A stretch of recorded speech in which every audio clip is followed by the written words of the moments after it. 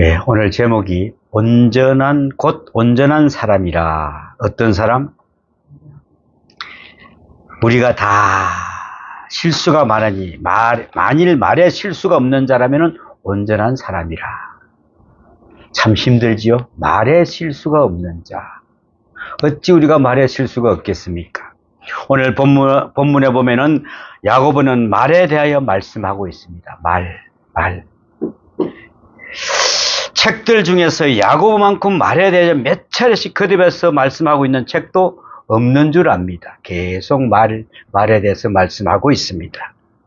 자문에도 언급되고 예수님께서도 주는 교훈도 있습니다만은 그다지 길지도 않는 이 야고보에서 이같이 거듭 강조되어 있는 데는 특별한 의미가 있다고 생각이 됩니다.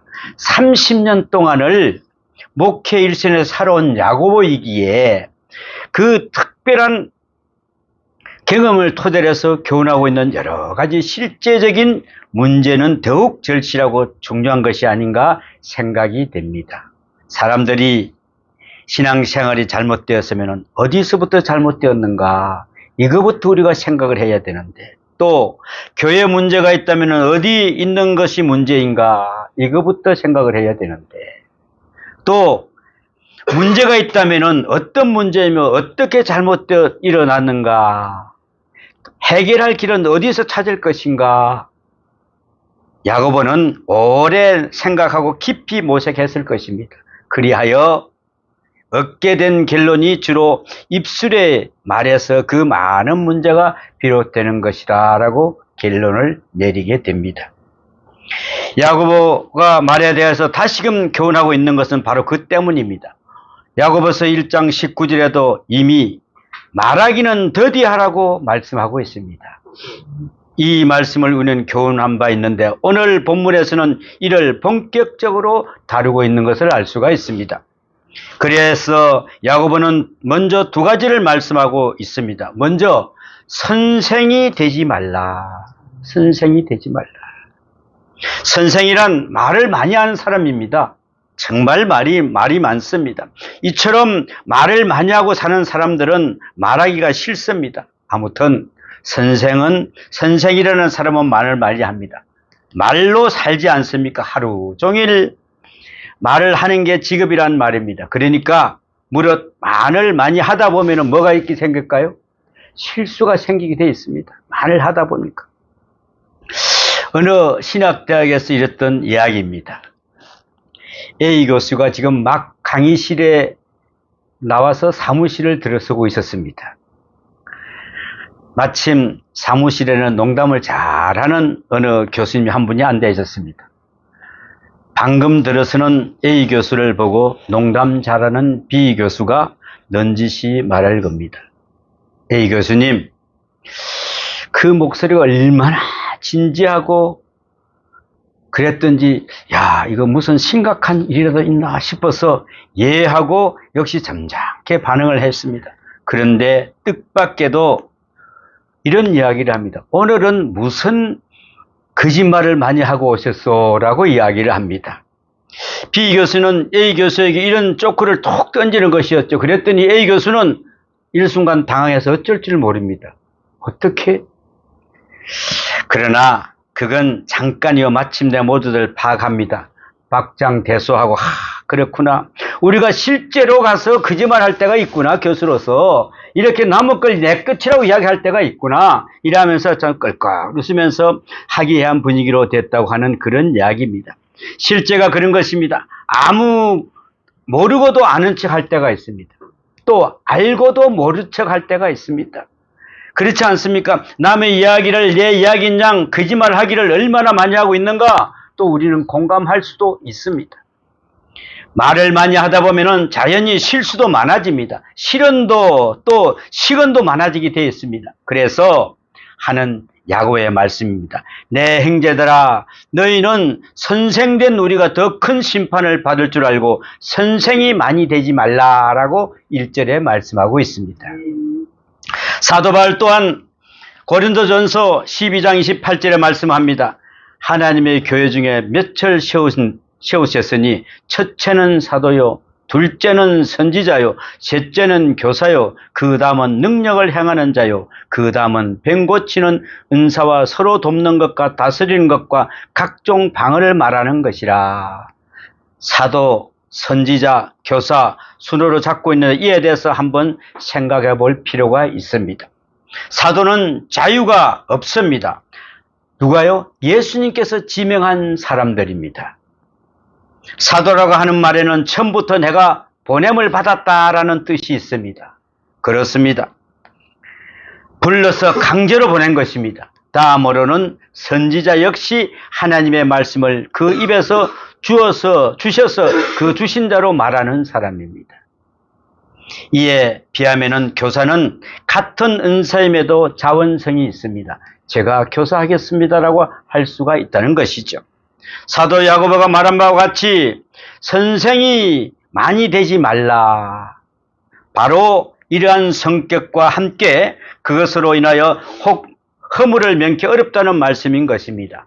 당시에 복음을 전하는 사람을 사도라 하였고 교회에서 설교하는 사람을 선지자라 하였습니다. 그런가 하면은 교인들에게는 선생이 있어야 합니다.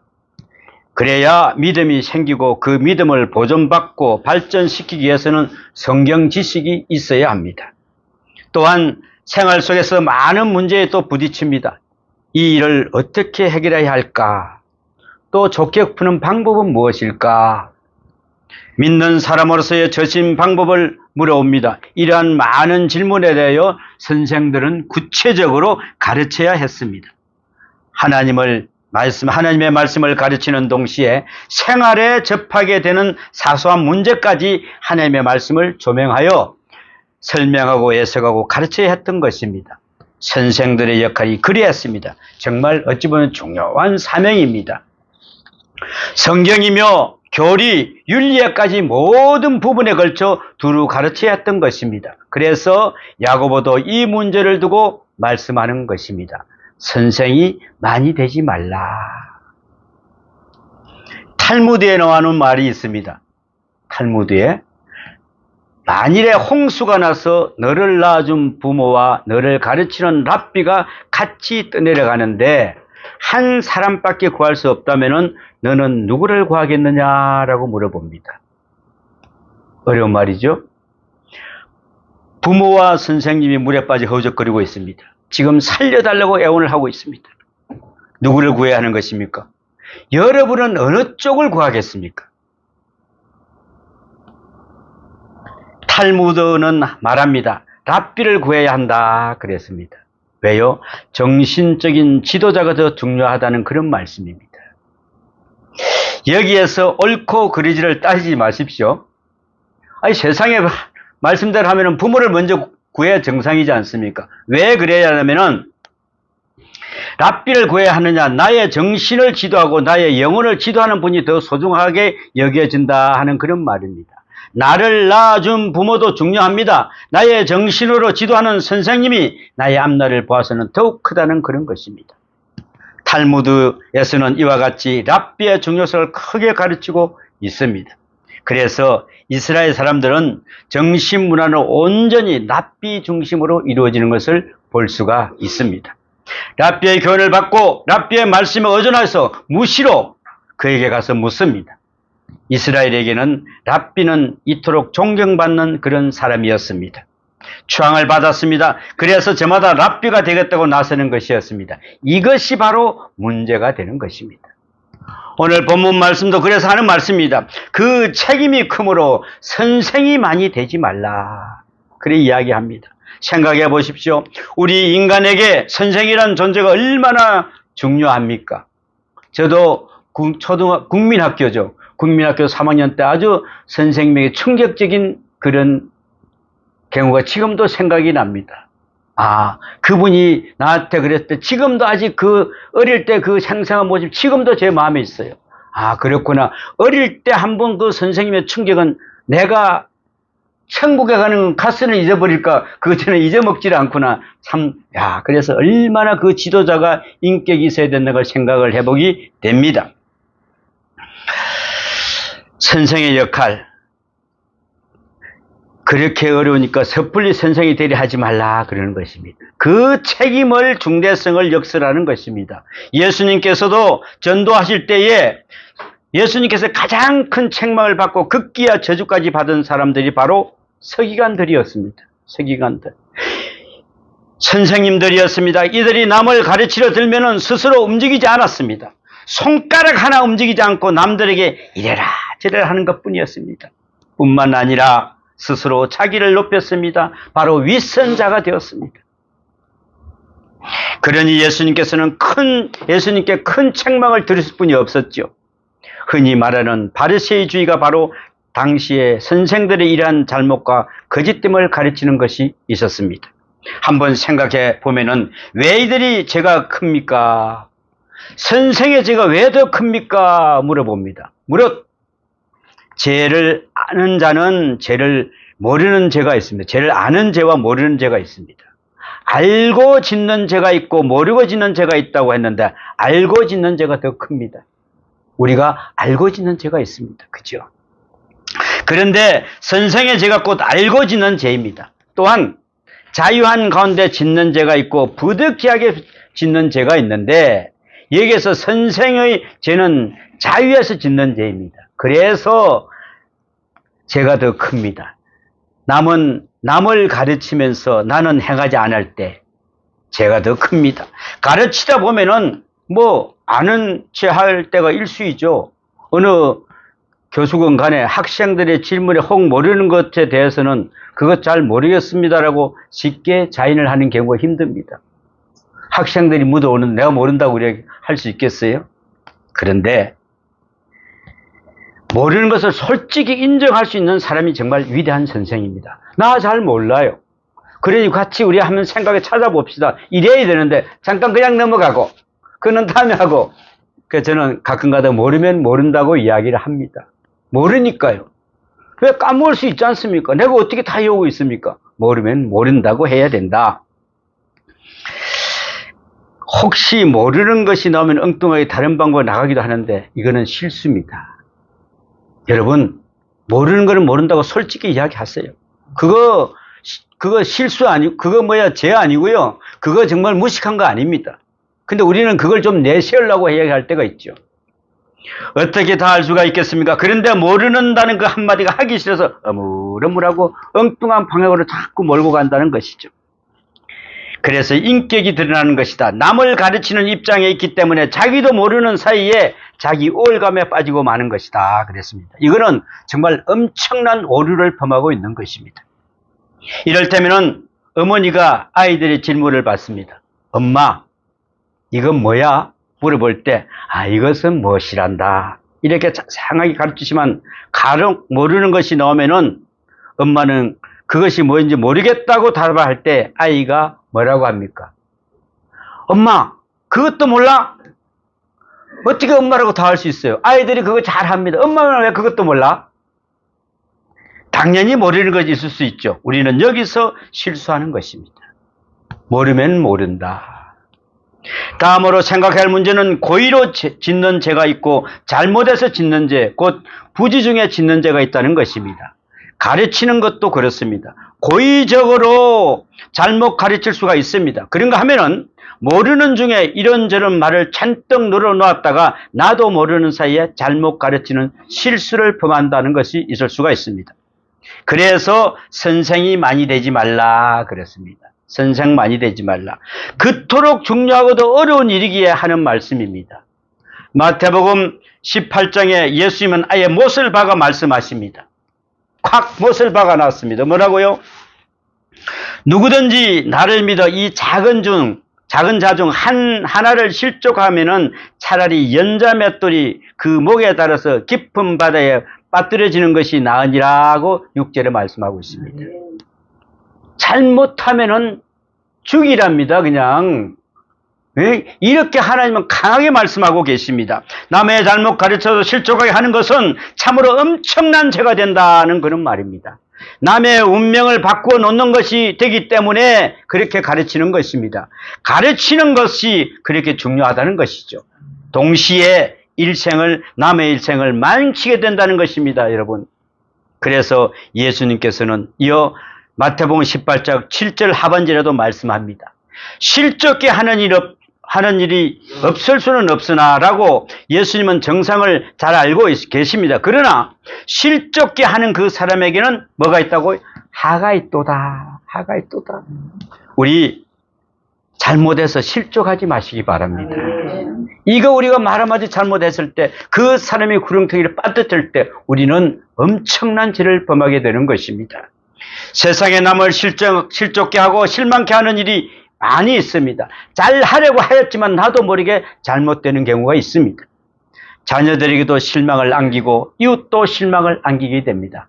그래서 말 한마디가 정말 잘못돼서 남에게 큰 실망을 안기게 된다면은 이것처럼 더 실족게 하는 것은 없을 것입니다. 세상살이에 이러한 일들은 없을 수는 없겠으나 이 실족게 하는 것이 하가 있다고 말씀하십니다. 그래서 야고보가 선생이 되지 말라 그래서 하는 것입니다.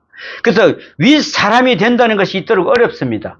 남을 가르치는 위치에 선다는 것은 더욱 어렵습니다.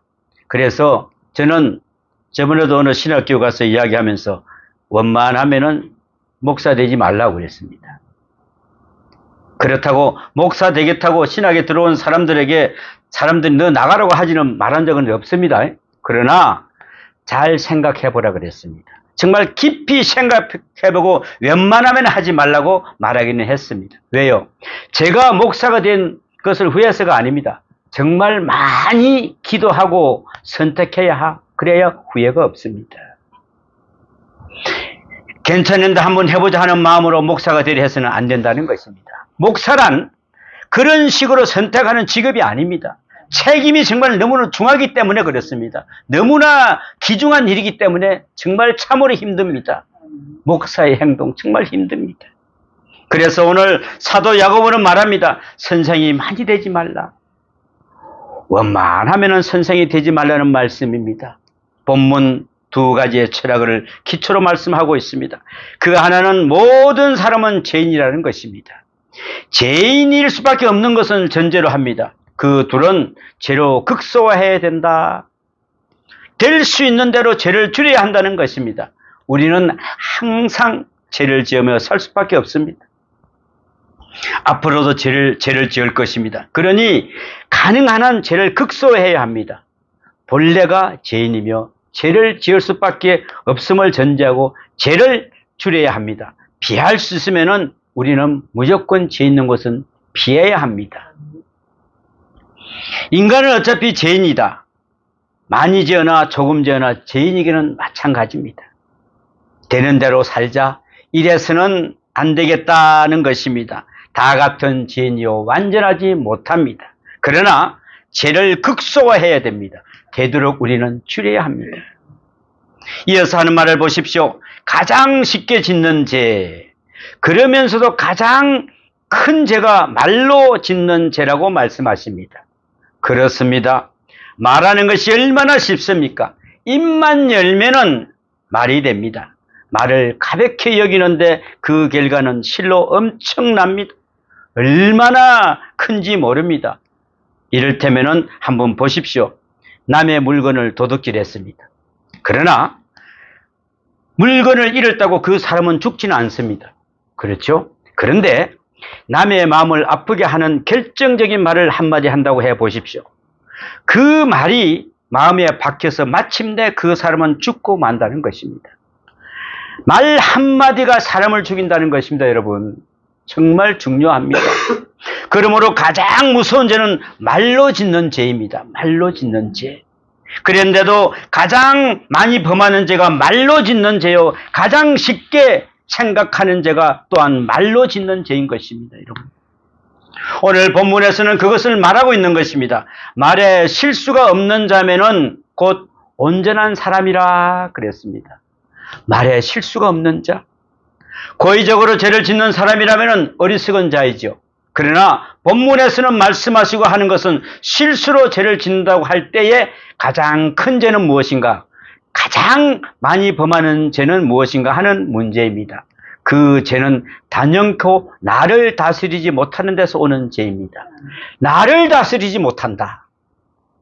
내 욕심을 다스리지 못합니다. 내 몸을 다스리지 못하고 내 마음을 다스리지 못한다고 그랬습니다. 자기 절제를 못해서 생기는 일입니다. 가장 심각한 문제입니다, 여러분. 믿는 사람이 범하기 쉬운 죄가 바로 이 죄입니다. 정말 우리 조심해야 합니다. 내가 나를 이기지 못합니다. 자기와의 싸움에서 실패하는 것입니다. 세상이나 사회나 문제도 안 됩니다. 문제는 나 자신이 문제입니다. 나 자신이. 내 인격을, 내 마음을, 내 몸을 다스려야 되겠는데 그 자기 다스림에 실패하게 된다는 말입니다. 그럴 때에 가슴이 아픈 것이죠. 이 죄가 가장 큽니다. 나도 모르는 죄로 가장 많이 죄를 짓는 죄가 바로 말로 짓는 죄인 것입니다. 말로 짓는 죄는 너무나 많습니다. 그 결과는 너무나 엄청난 것입니다. 그러므로 오늘 본문은 말씀하십니다. 말에 실수가 없는 자라면 곧 온전한 사람이라 그랬습니다. 이 말씀을 좀 더 설명을 붙이자면은 말을 내 마음대로 다스려서 제어할 수 있는 사람이라면은 능히 온전한 인격, 온전한 운명도 제어할 수 있는 사람이니 그러한 사람이 온전한 사람이라는 그런 말씀입니다. 나를 제어하는 이 사람이 바로 온전한 인격자입니다. 내가 해야 될 말을 골라서 해야 될 때에 적절한 시기에 하는 사람이라면 능히 내 마음을 다스릴 수가 있고 내 행위를 다스릴 수가 있고 세상을 다스릴 수 있는 사람이라는 그런 말입니다. 여러분, 이것이 오늘 본문의 말씀의 중심에 되는 말씀입니다. 사도 야고보는 말에 대해서 세 가지로 말씀하고 있습니다. 첫째가 야고보서 1장 19절에서 말하기를 더디 하라는 것입니다. 더디. 너무 말을 많이 하지 말라. 깊이 오래 생각해보고 말해라라는 것입니다. 듣자마자 바로 말해서는 안 된다는 것입니다. 여러분, 가끔 기분 나쁠 때 말을 툭 던질 때 그냥 놔도 머리가 쏙 나갑니다. 이거는 방패와 창이 아닙니다. 바로 그냥 쑤시고 들어옵니다. 이런 말 하지 말라는 것입니다. 한 번 더 템포를 늦추십시오. 그래, 왜 저분이 나한테 저런 말을 하는가 라고 한번 생각했을 때, 그래, 어떨 때는 나보고 잘하는 말을 탁 던질 때 어떨 때는 비수처럼 들리다가 아니야, 그게 아닐 거야. 분명히 저 사람이 나를 사랑해서 했을 거야. 그러면 그 말씀이 오히려 뭐가 돼요? 하가 혹이 되더라. 아, 나에게 지적하기 위해서 그러는 말씀이구나. 그래, 내가 저걸 받아들일 때 얼마나 좋은 말인지 모릅니다. 바로 그게 은혜가 되는 것이지요.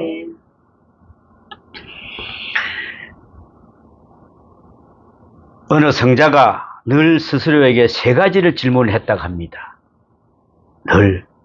첫째는 이것은 사실인가? 누구한테 들었을 때 이거 사실인가? 내 입을 통해서 나가는 말은 사실이어야 합니다. 누구한테 들은 말은 말이다. 이것으로는 안 됩니다. 진정 사실로 확인되어야 한다는 것입니다. 그렇지 않으면 나는 엄청난 죄를 짓고 있는 것이다. 그러므로 이것이 사실인가? 첫째로 물어야 된다는 것입니다. 이게 바로 문제입니다. 두 번째는 이 말을 해서 저 사람에게 덕이 가는지 해가 가는지를 한번 생각해 봐야 됩니다. 내가 이 말을 했을 때 저 사람한테 도움이 될까 아니면 저 사람의 상처가 될까 한번 생각해 봐야 된다는 것이죠. 우리는 툭툭 던질 때가 참 많습니다. 여러분, 이 말 조심하시기 바랍니다. 세 번째는 내가 반드시 해야 될 말인가? 내가 꼭 이 말 해야 돼? 이거 좀 안 해도 안 돼? 라고 한번 생각해 보라는 것입니다. 때에 하나님께서 하셔야 할 말을 내가 하고 있을 경우가 있습니다. 그런가 하면은 다른 사람이 해야 될 말을 내가 합니다. 내가 하나님의 보좌에 앉아 있는 것입니다, 여러분. 심판하고 있는 것입니다, 여러분. 여기에 실수가 있습니다. 그러므로 말씀에 앞서 좀 더 생각하고 천천히 해야 됩니다. 잘못하면 내가 하나님이 될 수가 있습니다, 여러분. 조심해야 됩니다. 둘째가 야고보서 1장 26절에 자기 해를 재갈을 먹이라는 말이 있습니다. 자기 해에 재갈을 먹이라. 군자는 행동으로 말하고 소인은 해로 말한다라는 말이 있습니다. 말은 문제로 해결한다고 하는 것은 소인변하는 것들이죠. 일찍이 공자께서는 말씀하시기를 평생 선을 행하여도 잘못된 말 한마디로 그 모든 것이 깨진다 그랬습니다. 우리가 이런 말이 있죠. 10번 잘했는데 말 한마디 때문에 그냥 다 무너져 버립니다. 이제까지 내가 쌓은 그 모든 걸 다 깨져 버립니다. 잘못한 것으로 하루아침에 물거품이 되고 만다는 것이죠. 이 선행이 아무 소용이 없었다 이런 말입니다. 이 점을 우리는 잊지 말아야 하는 것입니다. 사도 바울도 내가 내 몸을 쳐서 복종케 한다 그랬습니다. 여러분, 내가 내 몸을 쳐서 내가 그 말 함부로 나가지 않게끔 복종하게 한다. 말 그대로 노예처럼 길을 들여서 복종케 해야 된다는 것입니다. 내가 이 말 마음대로 했을 때 다른 사람이 무슨 약점을 잡히지 않을까? 그 사람이 해가 되지 않을까? 내 몸을 쳐서 먼저 말씀을 두드려서 말씀을 발라야 된다는 것이죠. 우리는 자신의 해를 제어해야 합니다. 이 해를 강하게 묶어야 합니다. 그렇습니다. 또 셋째가 야고보서 2장 12절에 심판받은 자처럼 말도 하고 심판을 받을 자처럼 말을 하라 그랬습니다. 심판을 염두에 두고 말하라는 그런 이야기입니다. 헬라 사람들은 말에 주설적이고 마술적이고 능력이 있다고 생각하는 반면 히브리 사람들은 축복과 저주가 말이라고 생각합니다. 참으로 말조심해야 된다는 것입니다. 간혹 남한테 동정받는 말을 말해서 나는 없다 하는 사람이 있습니다. 뭐 좀 달라 그러면 나는 없어. 없다. 있으면서도 없다고 하는 그런 사람은 필경 가진 것이 없어지고 만다는 것입니다. 여러분, 있으면은 차라리 줄 수 없다라고 없다라고 하지 마십시오. 나는 그것을 지금 드릴 수가 없습니다라고 이야기하십시오. 없다 그러면 다 없어지고 맙니다. 또 모른다 하는 사람도 그렇습니다. 이 사람은 무식해집니다. 내가 지금 잊어먹었다 이렇게 하면 될까? 모른다 이것도 아닙니다. 망했다고 하지 마십시오. 그리고 아무리 마음이 아파도 결코 실망하는 소리 말아야 됩니다. 나는 망했어. 우리 젊은이들도 요즘 이런 말을 많이 써요. 나 망했어. 그러면 결국 망하고 맙니다. 아이가 가출을 했다고 초죽음이 된 어머니가 있었습니다. 근데 그 아이가 가출을 했으니까 그 어머니는 얼마나 실망했겠습니까? 어떤 말로 위로가 되지 않았습니다.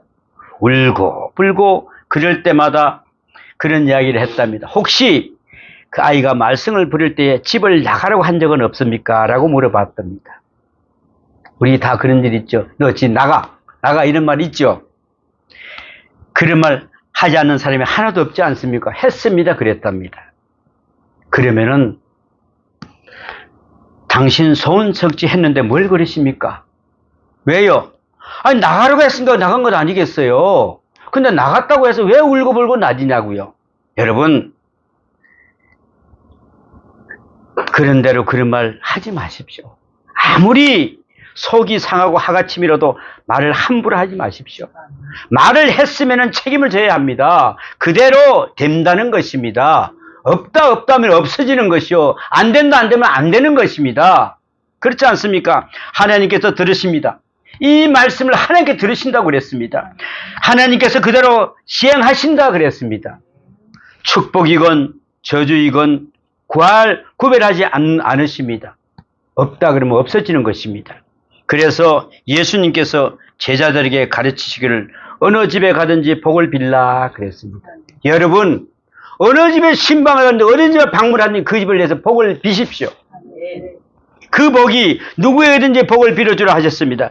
만일 그 사람의 복을 받을 사람이면 받을 것이요. 그렇지 않으면 그 복이 누구에게 돌아온다고요? 내게로, 여러분에게 돌아오는 복입니다, 여러분. 그런데 우리는 어디 가서 복을 빌어야 되지 않겠습니까? 왜 복을 아끼십니까? 마음껏 주십시오. 그래서 말이 씨가 됩니다. 나가라면은 나갈 것이고 망한다면 망할 것입니다. 그러므로 우리는 말을 신앙으로 해야 합니다. 하나님 앞에서 우리는 말해야 합니다. 민수기 14장 28절에서 하나님은 말씀하십니다. 너희 말이 내 귀에 들린 대로 내가 너희에게 행하리니 그랬습니다. 여러분 얼마나 조심해야 됩니까? 너희 말이 내 귀에 들린 대로 내가 너희에게 행하겠다 그랬습니다. 하나님께서 들으십니다. 여러분, 내가 사람 가운데 하는 말이지만은 듣기는 하나님께서 듣고 계신다는 것입니다. 여러분, 그래서 하나님께서도 그렇게 행하십니다. 이걸 우리는 잊지 말아야 됩니다. 본문은 이것을 다시 세 가지로 비유해서 말씀하십니다. 먼저 재갈에 비유를 합니다. 말들의 입에 재갈을 물리는 것은 우리에게 순종하려 하고 한다는 것입니다. 오늘 3장 3절의 말씀입니다. 말이 아무리 커도 그 입에 재갈을 물리면은 잡아 끄는 대로 몸뚱이가 따라온다는 것입니다. 그렇지 않습니까? 말에 보면은 늘 이제는 재갈이 아니고 새를 꼭 물리 놓습니다. 그래서 이걸 딱 채워 놓으면은 이리 끌면 이리 가고 저리 끄면 저리 가지 않습니까? 그 힘센 말도 물리 놓으면 꼼짝을 못 합니다. 내 입을 재갈에 물리면은 말만 바로 하면은 내 온 인격이 거룩해진다는 말씀입니다.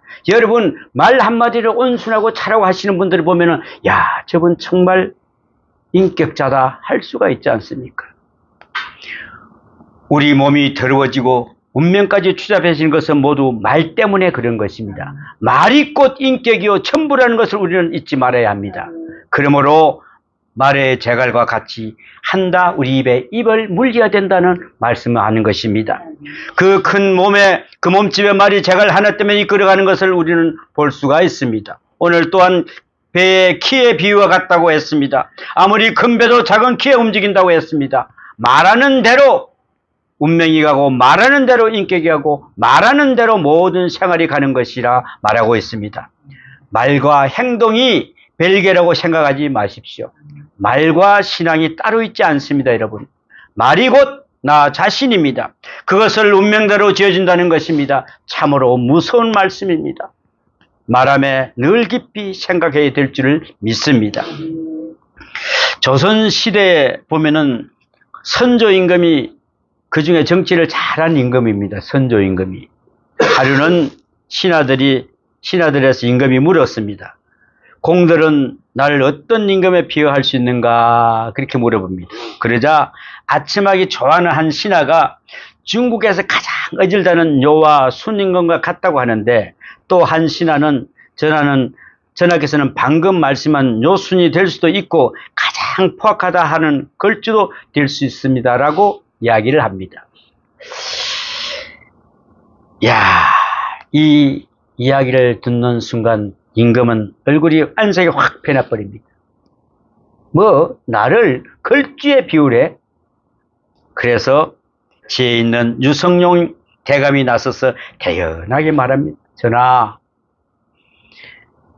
요순과 같다 하면 권하는 말이고 걸주와 같다 하면 경계한다는 말씀입니다. 그래서 둘 다 좋은 말씀인 줄 압니다. 그랬습니다. 이 말 한마디가 있도록 중요한 것입니다. 전하, 당신을 걸주가고 포악한 임금입니다. 이랬으면 거기서 어떤 일이 일어나겠습니까? 그러므로 우리는 깊이 생각해야 됩니다. 말에 곧 배어의 키와 같습니다. 말 한마디가 세계를 움직입니다. 얼마나 무서운 일입니까? 그리고 불에 비유합니다. 해는 곧 불이요 그랬습니다. 3장 6절에. 불을 생각해 보십시오. 한번 불이 붙고 나면 어떻게 됩니까? 작은 불씨 하나가 간단해지고 싶습니다. 그러나 그 여파는 엄청납니다. 이번에 저기서 불난 거 보십시오. 그거 하나 자기 조상에게 담배 하나 피워놓겠다고 거기다 해놨던 그 불이 전체를 갖다가 그냥 다 쑥대밭을 만들어 놓은 꼴을 보지 않습니까? 누구나 나중에서 말합니다. 일이 그렇게까지 될 줄 몰랐다고. 당연히 몰랐겠죠. 알았으면 그랬겠습니까? 말 한마디가 그토록 무서운 결과를 가져올 줄은 정말 몰랐다는 것이죠. 우리는 말의 파급폭행에 대해서 책임을 져야 합니다, 여러분. 시편 141편 3절에서 말합니다. 여호와여 내 입에 파수꾼을 세우시고 내 입술의 문을 지키소서라고 합니다. 여러분, 이제 하나님 제 입에 파수꾼을 세워주시옵소서. 잠언 18장 21절에도 말합니다. 죽이고 사는 것이 해의 근세에 달렸으니 해를 쓰기를 좋아하는 자는 그 열매를 먹으리라 그랬습니다. 여러분, 얼마나 무섭습니다. 우리가 입으로 신앙 고백하여 구원에 이릅니다. 온전한 사람 능히 몸에 굴레를 씌울 수 있고 온전한 선한 길을 인도할 수가 있다는 것입니다. 그러기 위해서는 먼저 우리는 입을 다스려야 합니다. 신앙적으로 말할 수 있을 때에 능히 몸에 굴레를 씌울 수 있는 여러분이 되시기를 축원합니다. 기도합니다. 아버지 하나님, 여호와여 내 입에 파수꾼을 세우소서, 내 입술을 지켜주시옵소서라고 고백하는 자들이 되게 하여 주시옵소서. 죽고 사는 것이 해의 근세에 달렸다고 하였습니다. 해를 쓰기 좋아하는 자는 그 열매를 먹으리라 하였사오니 이제 우리가 해를 쓰기 좋아하는 자들로 세워 주시옵소서. 오늘 이 말씀을 붙들고 우리가 한 주 동안 살아가는데 조금 더 부족함이 없도록 채워 주시옵소서. 이 모든 말씀 우리 주 예수님 이름으로 기도하옵나이다. 아멘.